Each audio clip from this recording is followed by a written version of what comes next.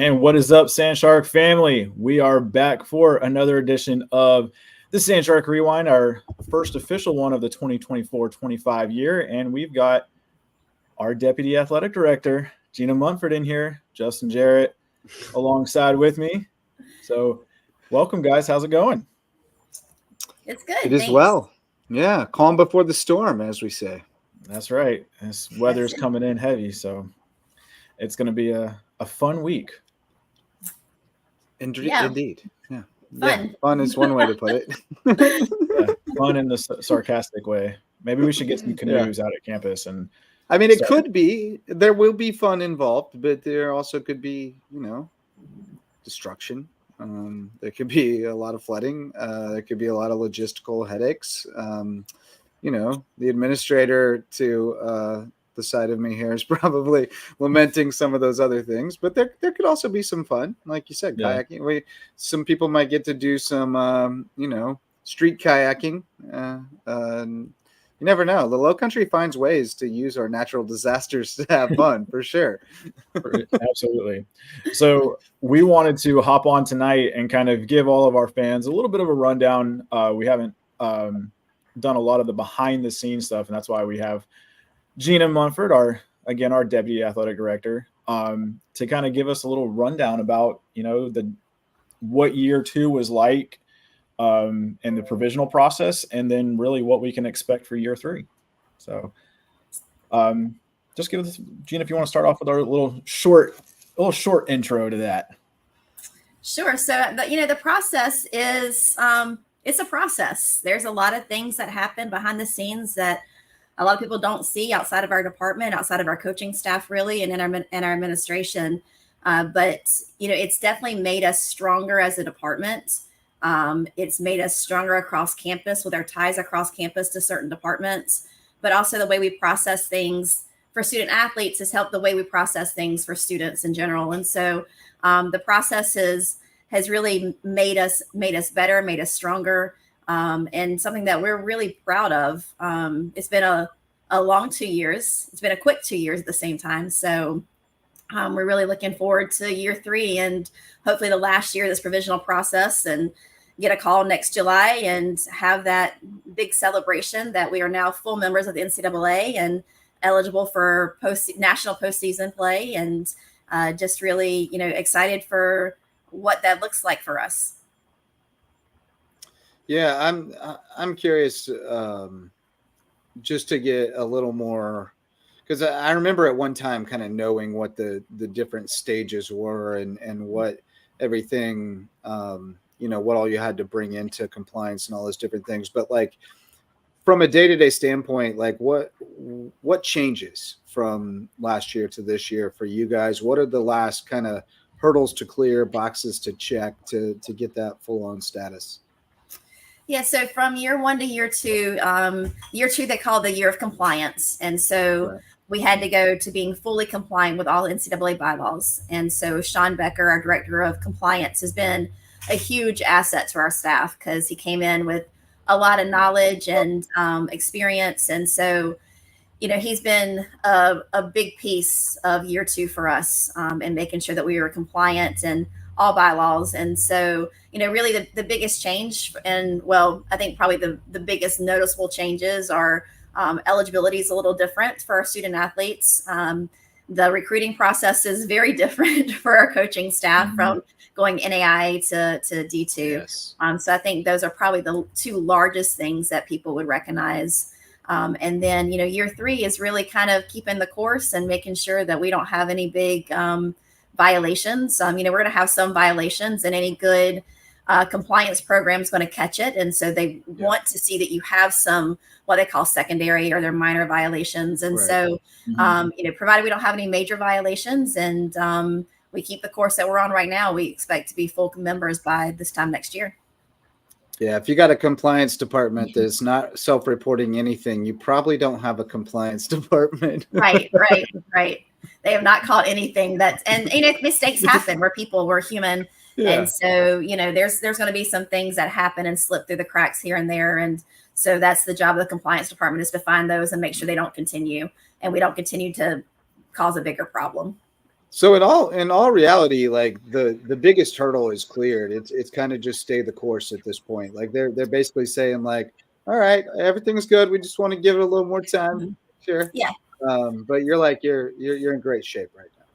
Yeah. We our blueprint review for compliance with Jill Wilson was very good. And so, Jill came in the first year and we presented a lot to her. In year 2, she kind of came in and she spent some time with Quinn Monahan, myself, and Dr. Panu, but not nearly as much time as she spent in year 1. She spent the majority of the time with Sean in year 2, along with the registrar's office, financial aid, admissions, and, just kind of pulling people from the roster and saying, I need to see all their paperwork, making sure things signed, T's crossed, I's dotted, those types of things. And, we came out of that, like really well. And, a big credit too, not just, obviously to Sean, but to Pat Green in financial aid and Don Pija in financial aid, along with Micheline Seabrook and Gary Sutton in the registrar's office. They've been huge assets. And, we talked to other members that are in the same cohort as us. And, we're very fortunate because we have people who are on board and on board for making us better and have not like drugged their feet or just complained, and just have really been on board and making sure that have everything that we need. And they've been huge team players for us. And we are super appreciative because it just makes it so much easier. Amen. Yeah. I think it's the camaraderie around campus has definitely gotten like it's, I guess you can say it's just better. And it gives those departments, the registrar's office, financial aid, kind of a new task, something new to play, something like, it's like a new game that they're getting to play and something like that. Gamify it. Yeah. Well, I would imagine though, it probably helped some of those departments kind of maybe bring their procedures and their protocols up to date in some way. Like once you kind of see how it's handled in the NCAA framework, that may give you some idea of a better way to handle it within your framework and streamline things. So I would guess there's some other benefits. The NCAA kind of, they've fine-tuned this over time. They kind of know what they're doing, so you would think that you might be able to pick up some things, but just getting everybody on the same page. But yeah, it takes everybody's efforts and we all know that, and great team over there at USCB. It's not always everybody pulling in the same direction. So that's good to see. Yeah, sorry, lost my train of thought. Go ahead, Brackin. You're driving this train. No, that's what we're talking about. We're just having a fun conversation. But no, like you mentioned Sean, and hopefully he's catching in. He might be the like on that just. No, it's Chris Odom. It's my guy Chris Odom from Barefoot Floor Care, the Low Country. Floor so clean, your feet will thank you. Yeah, usually Sean gets on here and watches during the season, but Sean has been to make sure we're in compliance. Probably. To do some little self-reporting. Just self-reporting. Right. He caught us just Friday. Not even, and it wasn't even a violation. It could have been. We were talking about media day. One of our basketball players had come back, and he was in the office, and we were talking about media day, and we had it originally scheduled for Labor Day. Everybody's free, at school's off, and apparently we can't do that. So we can't have media day on September 2nd. So we got to figure out a new day to do it. And that's and Sean just happened to be like, of course I would have talked with Sean previously. For compliance reasons? I think it's just because it's a day that everything is closed. It's a national holiday. Yeah. Yeah. Federal holiday. So, so it's a day that the institution recognizes as a day off. So you can't make the athletes work, right? That's right. It literally says no media, no production, no nothing. And I was like, well, shoot. That makes sense now. Now that I think about it. It's like everybody gets the day off, bro. You can't. Right. And we're going to, and so we just have to, change our game plan, and that's perfectly fine. But Sean is there to catch everything like that. Yeah. And there's tiny things. That man he's got a big job. He's like an encyclopedia of knowledge. I'm always interested to talk compliance inside baseball with him because he knows his way around it. And I love his little doggo, Juan Ralphio.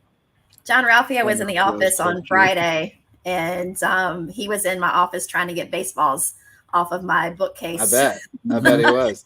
Yeah, so Baseballs, play with, but he would still bring in the other ball and try to trade it out on the bookcase for one of my baseballs. So I love it. It. John Ralphio, Magnolia, and Moose have become a regular occurrence. I'm not familiar with Magnolia and Moose, but I know John Ralphio. Yeah. Yes. Well, actually, John Ralphio went to Ted's office and literally went to the desk drawer and stood at the drawer where Ted keeps his baseballs. He's like, I know they're there. Yeah, he's like, I know there are baseballs in here, dude. Just give me one. Right. Give me one and I'll leave. Yeah, John Ralphio is so well loved around that entire department. Great. Especially the players love him. I was going through some pictures, working on some stuff for the upcoming season, and was trying to find a picture of Finnegan, and I found more pictures of John Ralphio. And Lydia. I always ask him if he wants to go to the Snake Hole Lounge whenever I see him. It's so funny to see Sean come in there and just pick him up by his harness and just like, come on, let's go. It's time to go. Hey, buddy, you want to go to the Snake Hole Lounge? That's what I always ask him. I'm a big Parks and Rec fan, so I really appreciate Jean Ralphio's namesake. Yeah, I think this season's going to be it's going to be exciting just to be a part of. And I think, we've had one major coaching change with Dan Huff taking over the soccer program, and then we added Jake Lane on with cross country and track and field. Jake had to take a split second to remember. But those are, losing Jay is obviously going to be tough, but I think Dan's going to be able to hop right in and get into that. But Gina, for we didn't have a major hiring besides the soccer one. We knew that was going to happen. But last year we had to hire a new track and field coach. We had to hire new compliance. Does that kind of ease the summer for you guys? Oh, yes. Yeah. Any summer that we're not having to do a bunch of coaching hires is a good summer. So, we kind of always hold our breath in May and just kind of, we got great coaches. They're being sought out by other schools and, better opportunities. And it's kudos to what they do with our student athletes and the programs that they run. And so, it's something that we kind of, we come to expect. And so, but anytime we get to May and we don't have a huge coaching search or multiple coaching searches, that's amazing. It's great. And so, I think it definitely helps the process of continuing into year 3 because, Dan's already been on staff. Dan already knows NCAA from, rules education with Sean. And then, the hiring of Coach Lane, of course, he'll do his modules and, he'll jump in rules education. So, it definitely helps on the NCAA side that we don't have so much onboarding to do, in my time and just getting everybody set up with credit cards and keys and all that other kind of stuff. But also the onboarding that Sean has to do in regards to to rules education. So it definitely eases us going into this year. And so we're excited to have our coaching staff and really to have our family because they are a huge part of this process. And I honestly could not imagine a better coaching staff to work with than the one that we have currently, minus Jay, because we certainly miss Jay. We'll see him in a couple of weeks down in Boca, so it'd be good to see him. Yeah, I'm gonna have to wait until November to see him for the women's basketball game against Barry. That's gonna be a fun trip. But I do miss coming into the office and Jay blaring his different types of music that through that speaker. But he's gonna do good things there. I miss hearing G or GG being yelled down the hall when he's trying to get my attention. So I miss it. Yeah, really do. Yeah, it's I think, Gina, what's the biggest takeaway from the year of compliance that you can, that maybe you can put your hat or put your finger on? Because there's so much. We talk about it. It's a good question. Question. We talk, every day, and then we talk about, how was rules education, how was NACTA, how was so on and so forth. But, there's a few things I think all of us are learning each and every day. I can't put my finger on one, but you've spent more time in this. I think probably communication's the biggest piece. If you don't know, you need to ask, and ask early, don't ask later. I think that's the biggest piece, because there's even things like, I don't know, where like, Sean, this may be a dumb question, but and so, just, asking those pieces. And that I think it really, it does take the team. It's our coaches communicating and saying, hey, by the way, in talking to Sean, I heard this, or I learned this, and maybe you didn't know. And, a lot of those conversations happen pretty organically within the office. And so I really think that it does take, it's a team, and it's communication. Yeah. You have to kind of humble yourself and just like not take anything for granted. Just assume that you don't know until you do know. Right. No assumptions, nothing taken for granted. Just check everything and make sure you're learning it. But like you said, like there's the learning curve is flattening every year. Like now you have people who are not in their first or second time through it. They kind of know what's going on. You have Sharon Versip in the building, who is an encyclopedia of NCAA compliance. Like she knows it inside and out. So you've got a little institutional knowledge now, where if somebody doesn't know something, there's somebody next to them that they feel comfortable asking, instead of like everybody at the first. I'm sure it's kind of like the blind leading the blind, right? Like nobody really knows what's going on, and you're trying to all figure it out at the same time. And I don't know, let me look that up, is probably your most common response for a good while there. And I think, even for a good while, it was too, you don't even know what to ask to begin to ask. And so now, or at least know, you don't even know what you don't know. Yeah. Right. Exactly. And I think too, a big part of year two, and, we've seen the progression of our student athlete advisory committee, our SAC. And really, Sean's come in and really helped me take with that and make steps toward strengthening that group of student athletes and our advisory council. And, he's really like, he's co-chair with me, and just the progress we've been able to make in really getting our student athlete leader voices on to administration. So really excited for our upcoming year, our executive board, and just our membership, and making really to provide them the best experience that they can have, because that's the overall goal. That's what we work long hours for, and late nights. And that's, why we make the sacrifices that we do, is because we love our student athletes. We love what athletics provides them, and we want to give them the best experience possible. Amen to that. Yeah. It's been fun watching them grow, especially from that very first SAC meeting that we had to the last one when we voted on the new executive board. So I think what was Lydia Gatosi's president, and then Eric Nord's VP. So you've got a great core right there, and then you've got Abigail Ramirez as treasurer, and then Dylan Lewis. Sorry, Dylan Lewis is secretary. Dylan Lewis. Yeah. So I always call him Dylan Price. So yeah. So that's been that executive board is really going to, I think, Lydia brought in great ideas last year as just a member of.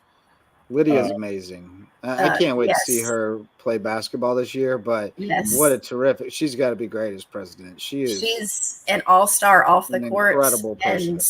And amazing person. Yeah, we're so lucky, and that comes down, and I think that entire executive board is really going to be solid.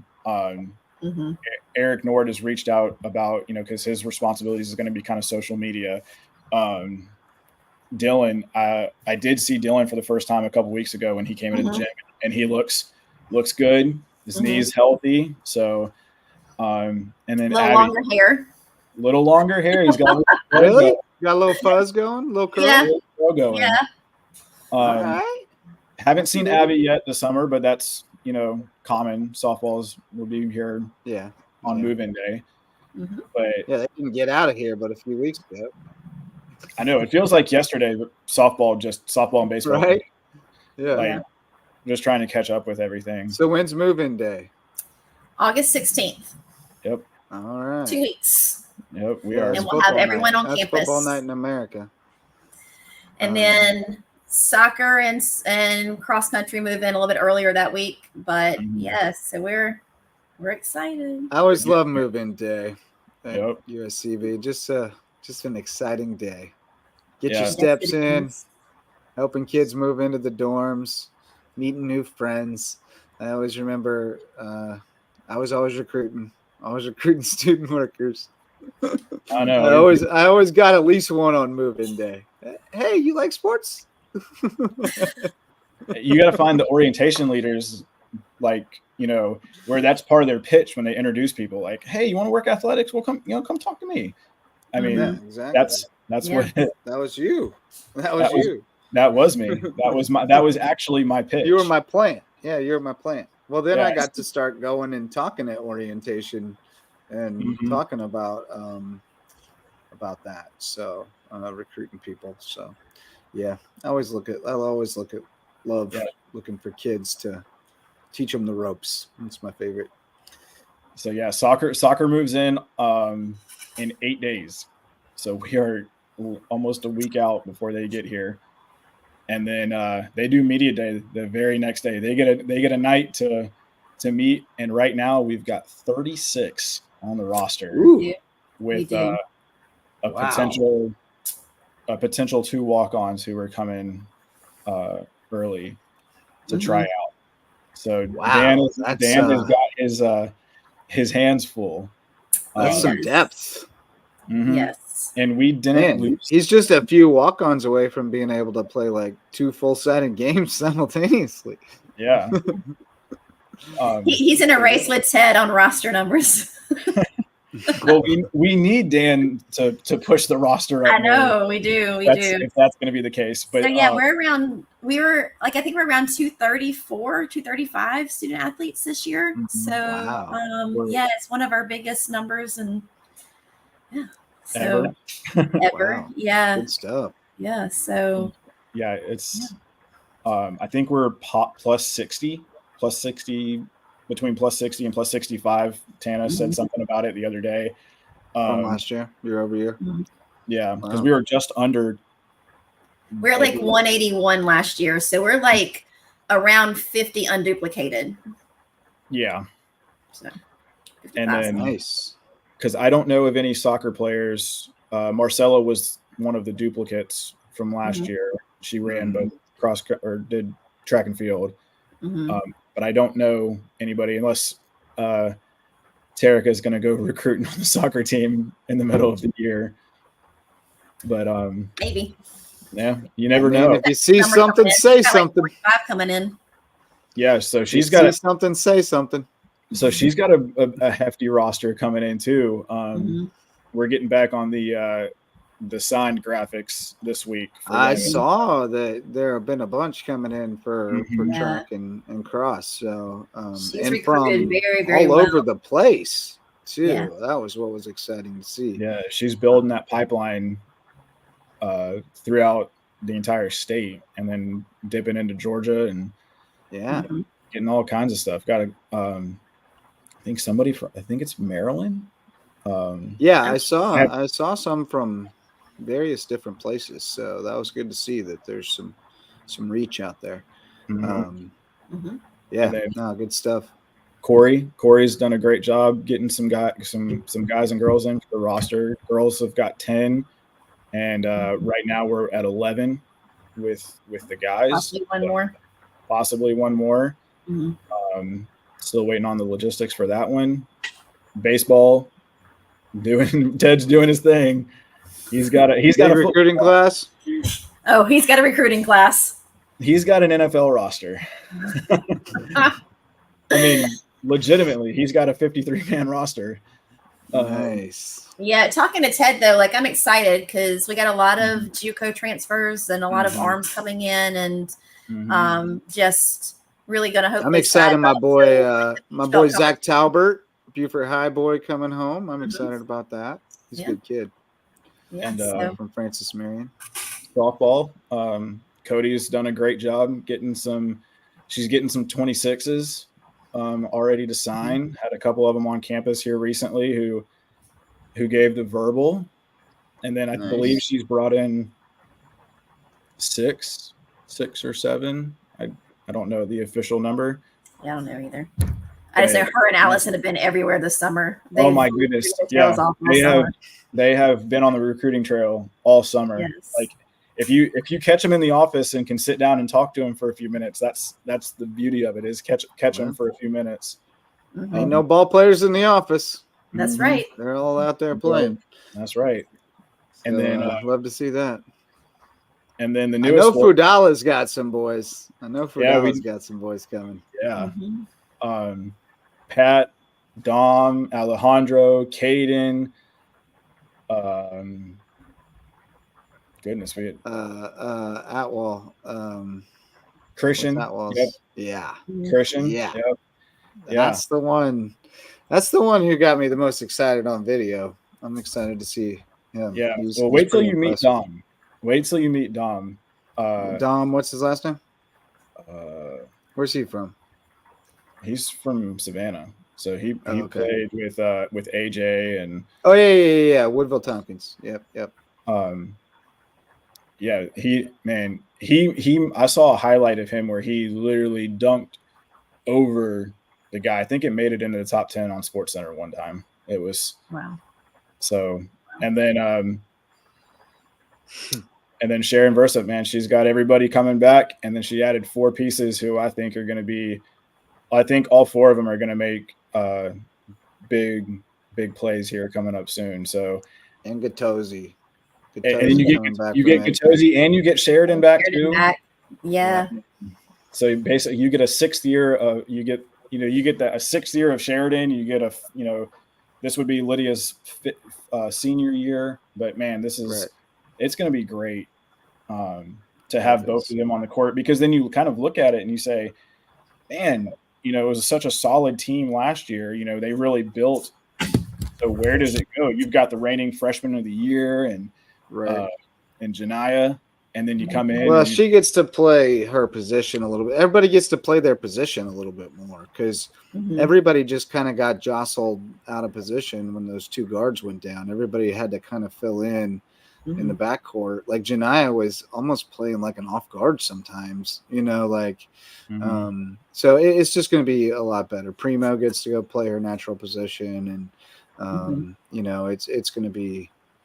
But like you said, it's one of those blessing in disguise things. Like, it stunk, and they had to wear it last year early when they were, trying to fight through losing the 2 guards to injury. But now you've got everybody got all that experience that, they wouldn't have played that many minutes last year, not even close. Like Hayward and not Hayward so much, but Primo and Mighty Mouse Bowman, they wouldn't have played very many minutes at all last year if they were playing behind those 2, and now they're like fully developed. So there's going to be some real depth there, and then obviously she got to see what it looked like in real life, and go out and recruit to put pieces around them. So great basketball mind, obviously. She knows what she's doing. She went out and picked some pieces to put around what she has, and so it'll be really interesting to see how that all comes together. But I can't wait to call those games again. I mean, that was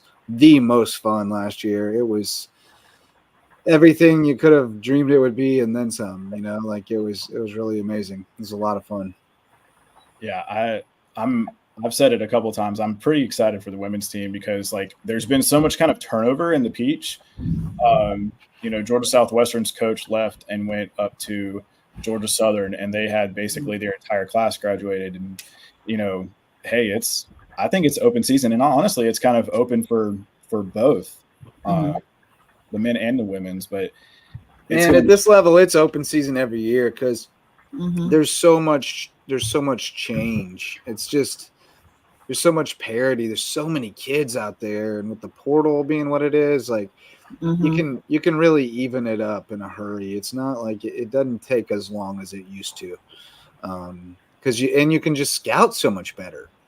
You That's can true. see video. Like if you want to grind film, you can see video on every kid in America. You know, like I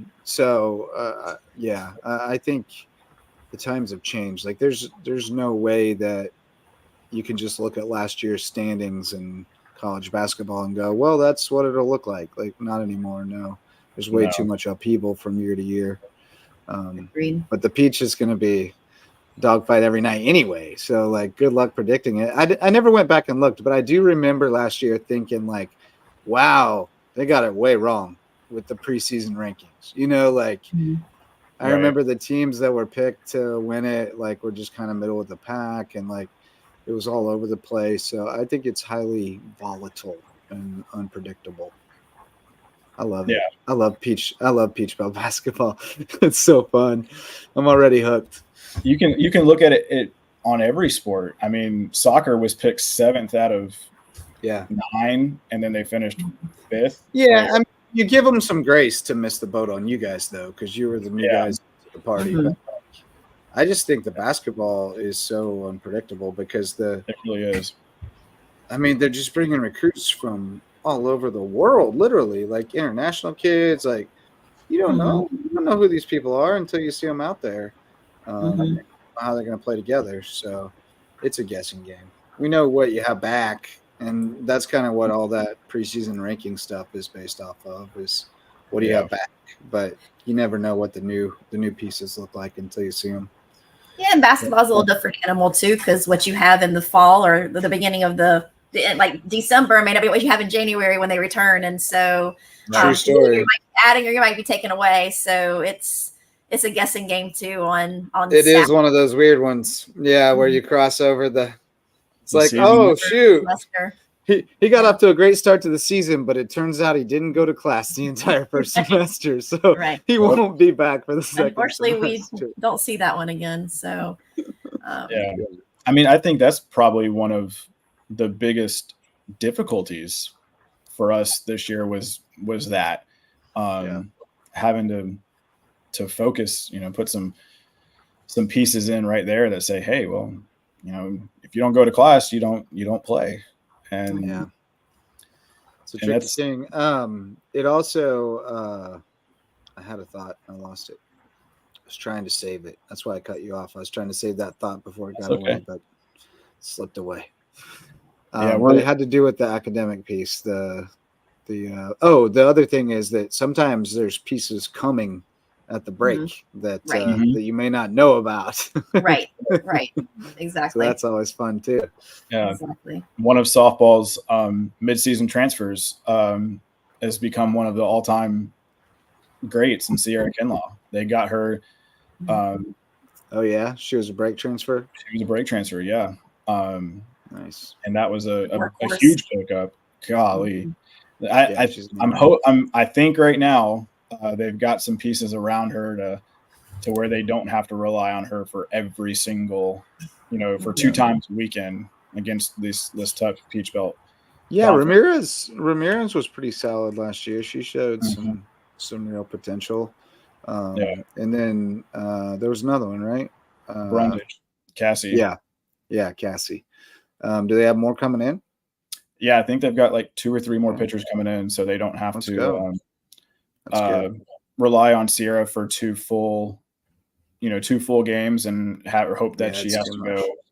I mean, we're not playing the same teams, and like Christy Cook, old digging back into the OG days, they don't make them like her, where she was just so dominant for. Well, they do. It just you're playing at a different level now. These girls, I mean, these aren't Fishers, These aren't Emmanuels, whoever we were whooping up on back in the day. That was Fisher. Those games ended with football scores. Fisher. Back Fisher to back. Legitimately, that opened my eyes to a different level of college athletics I didn't know about, where you could have 0 softball experience and be the starting left fielder on the college softball team. Oh yeah, it was. I remember those games. Didn't know that existed.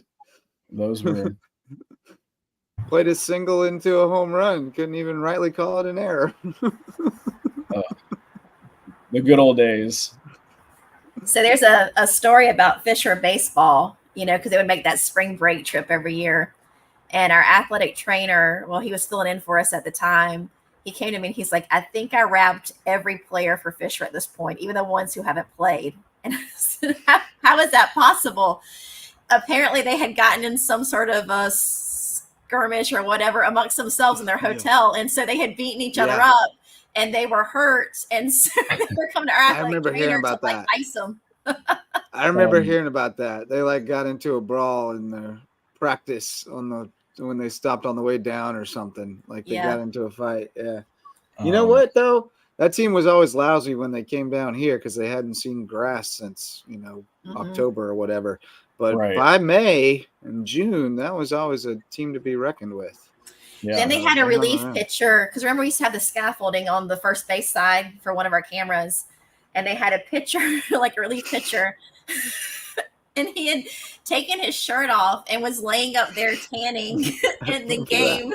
I remember that. They had finally seen sun. Yeah. I don't remember laying that. out. I remember it. He was laying out. I do remember us sitting out on the roof. I remember rolling up my sleeves and sitting on the roof a time or two. Yes. Those were the days. Can't do that anymore though. They don't let us on the roof anymore. Nope. No. We've had to makeshift our broadcast setup. But I used to sit outside that window where Quinn sits and called it my box seat. So that's a great spot. It's great to sit. You can see both fields. Yep. Yeah. I know, man. Exactly. Those were the days. But yeah, that was my favorite spot too. That's where you statted most games, right? I did I always statted games over there, so I could at least peek over at the. I like to be down on the field level, though. I like to be able to hear the game. Yeah, yeah. So, well, hopefully, big things are coming this year. I think that this is going to be one of, if not the most exciting year that we have. Just big things with soccer, basketball year 2. I just can't wait. I'm so excited. It feels like yesterday it was ended, but now we're 24, 25. Yep. 23, 24 is the mirror. So it's here, baby. Yep. And so is the rain. I don't know if it's raining over there in Bluffton, but it is. It is pouring down over here already. Yep. It's upon us. Tropical Storm Debbie. We sold our kayak this summer, so mistakes were made. I joked and said, well, one of us could have gotten away, but now we're just all stuck together. Mistakes were made. Yeah. But yeah, maybe marooned in Lawton Station soon. But any final thoughts, guys, before we call it a night? Not just really. Excited for the year. Yeah, I'm looking forward to it. Excited for the growth. I mean, y'all have been a part of it as long as I have, and there's a lot of things that are coming to fruition that we've talked about and dreamed about for a long time. And so we're not there yet. We still have plenty of things to grow, plenty of things to do. Those things haven't fallen off the radar by any means. But just, getting to see basketball start this year was special. Getting our nod to the successful completion of year 2 was special. And just, hopefully it's just really a catapult to even better things for year 3 and on for the tradition of this program. I 100% agree. I look forward to the day we see baseball and softball on campus. That's going to make my heart so happy. It's been a long wait for them, and I know it's something you've wanted to see for a long time too. So I know you guys are working on it, but that's going to be awesome. That'll be like mission accomplished. At the tip of baseball, of basketball, that will be a very special day for sure. Yeah. I can't wait for that. It'll be a big sigh of relief, finally, and then we can welcome Dr. Upshaw to that and see. Heck yeah, her see that, that thought process from all those years back. So it's and we're closing in on 20 years we're 20 years this year as a 4-year school, but we're also almost 20 years worth of athletics too. Can y'all believe it? It's crazy. Wait, what? Wow. Yeah, 20 years. What year? 08?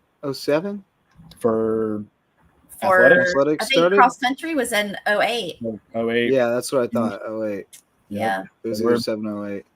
Yeah, wow. Only 4 years away from that. 10, 11, 12. That's or was crazy. it 7? I think it's our 7. first, Was it 07, 08? Yeah, 07, 08. because we went to the World Series in 2012, and that was our first 4 years. First. For Yeah, baseball. that was the 4th year. The 4th year, right? Mm-hmm. Yeah, I thought baseball. Baseball started in 09. Yeah, started in 08, 09, but I believe cross country and golf started. And golf started before. If I'm not mistaken. Yeah, Right. cross country was the first one. Shout out to Katie Mock. Yep, First Katie ever. Mock, Yeah, first ever Sand shark. athlete.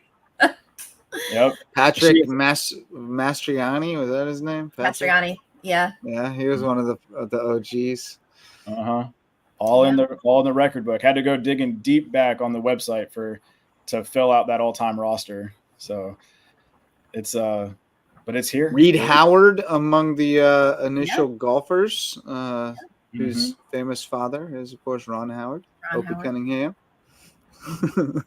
We've got some good ties in these short years of our existence. So heck yeah.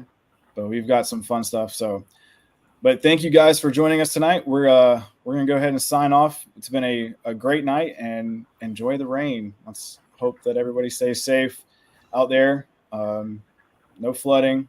Let's just make it through this week and it's coming down in sheets out here now. Yeah, it is. Let's get softball here next week or soccer here next week. There we go. And welcome everybody at the end of the week. So right on. I saw the Sand Shark flags are up in downtown Bluffton. I saw that. Welcome back. I like it. Yeah, baby. It's that time. Nice. All right. So for Justin, Jarrett, and Genia Montford, I'm Brackin Lambert signing off of this episode of the Sand Shark Rewind, and we will see you guys next time. Keep those fins up.